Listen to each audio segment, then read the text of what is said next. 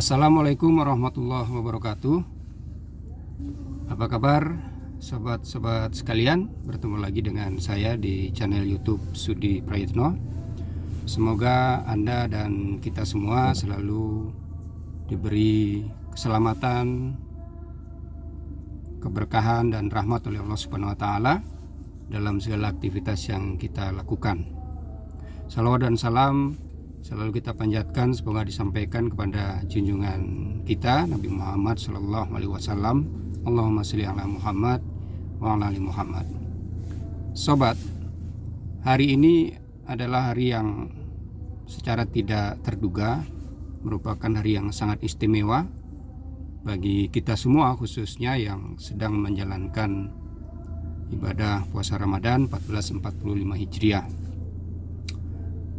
Dan bagi saya, hari ini Jumat 15 Maret 2024 atau 4 Ramadan 1445 Hijriah benar-benar terasa sangat istimewa, karena hari ini adalah hari pertama bagi saya menapakkan kaki di kampus 2 Fakultas Syariah Universitas Islam Negeri Mahmud Yunus Batu Sangkar yang bertempat di Kanagarian Cubadak, Kabupaten Tanah Datar, Provinsi Sumatera Barat. Sebelumnya kampus 1 berada di Kanagarian Limokaum, masih di kabupaten yang sama. Di samping ini adalah pertama kali saya menapakkan kaki di kampus ini sebagai dosen luar biasa di Fakultas Syariah. Hari ini juga adalah hari pertama saya masuk mengajar di jurusan Hukum Ekonomi Syariah di Fakultas Syariah ini. Nanti insya Allah sesudah selesai sholat Jumat saya akan masuk di 2 kelas untuk pertama kali bertemu dengan mahasiswa-mahasiswa di jurusan Hukum Ekonomi Syariah. Hal lain yang juga merupakan momen perdana bagi saya hari ini adalah bahwa hari ini adalah hari pertama bagi saya untuk melaksanakan sholat Jumat di Masjid Kampus 2 ini.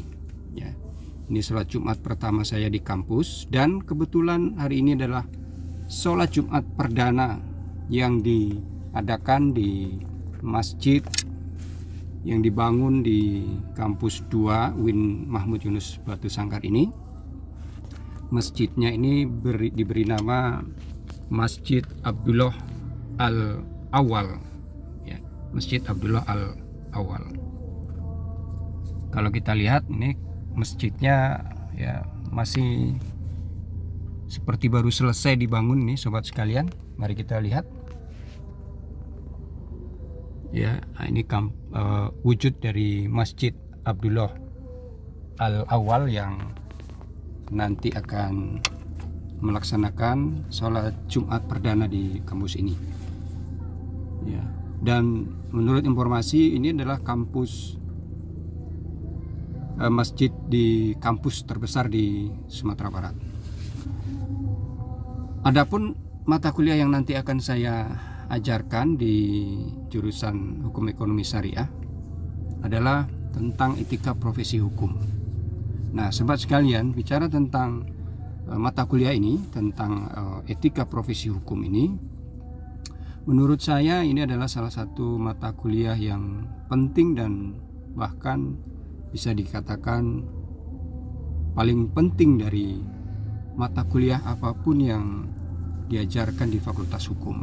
Mengapa saya katakan paling penting? Karena mata kuliah etika profesi hukum ini tidak hanya mengajarkan mahasiswa untuk paham dan mengerti tentang apa itu etika dan kode etik dalam profesi hukum. Ya, kalau di Indonesia saat ini ada banyak profesi hukum seperti polisi, jaksa, hakim dan juga pengacara. Dikatakan penting karena mata kuliah ini tidak hanya berguna bagi para mahasiswa ketika menjalani pendidikan di bangku kuliah, tapi juga setelah nanti mahasiswa kita ini menyelesaikan studinya dan menjalankan profesi di bidang hukum. Walaupun ini di perguruan tinggi Islam, tapi banyak alumni-alumni Fakultas Syariah yang kemudian menjadi terutama advokat, hakim, dan juga profesi hukum lain. Menjadi penting kenapa? Karena profesi hukum yang di dalamnya itu adalah para aparatur penegak hukum merupakan salah satu subsistem hukum yang oleh Lawrence Friedman merupakan salah satu anasir di samping legal substance dan legal culture. Jadi ada satu lagi subsistem hukum menurut Lawrence Friedman itu, yakni legal structure atau aparatur penegak hukum. Nah, aparatur penegak hukum sebagaimana pernah diungkapkan oleh Surjono Sukanto merupakan salah satu faktor yang mempengaruhi proses penegakan hukum terutama di Indonesia. Di samping tentu saja ada faktor-faktor lain, tetapi aparatur penegak hukum adalah faktor yang mempengaruhi dan menurut saya juga merupakan faktor yang paling mempengaruhi.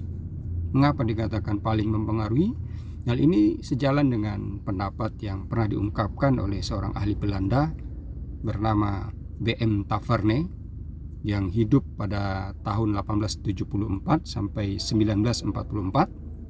Ia pernah mengatakan dalam terjemahan bebasnya itu, beri saya polisi, jaksa, hakim, dan advokat yang baik, maka dengan hukum yang buruk sekalipun, keadilan akan dapat saya tegakkan.